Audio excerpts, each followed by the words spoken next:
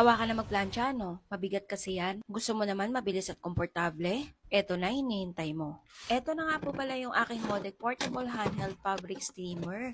Sa mga estudyante at mga nag-oopisina, ito talaga yung ginagamit nila. Yung mga nagre-rent lang ng bahay, maliit ang space, ito talaga yung perfect para sa inyo. Dahil hindi nyo na kailangan ng kabayo. Kabayo, yung patungan ng plancha.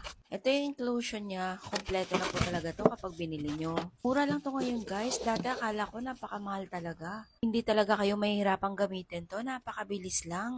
At mabilis lang din ito makatanggal ng gusot ng damit. Dati napapanood ko lang to sa commercial sa TV. Pero ngayon ako na yung gumagamit. Huy! Dito po yung lagayan niya ng tubig. May imbudo pa nga para hindi matapon pag nagsasalin ka ng tubig dito sa kanyang lagayan. So ito na, sisimulan na nating magplancha. Ang aking paplantsahin ay yung damit ko talaga na mahirap plantsahin. May mga tela kasi na mahirap plantsahin talaga, lalo na yung mga uniform ng mga estudyante. So ito yung papakita ko sa inyo. Magaang lang siya, mabilis, mas pinadali talaga ang mga gawain mo dito.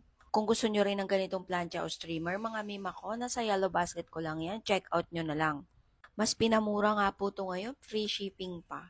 O 'di ba nakikita nyo naman nakasabit lang yung damit ko? Ihahanger mo lang yung damit mo tapos ayun hagud-hagudin mo na. O ito yung pangalawang damit ko na pinlansya ko guys. Gusot na gusot po talaga yan. Hindi ko pa kasi nilabhan yan, kaka-unbox ko lang din yan.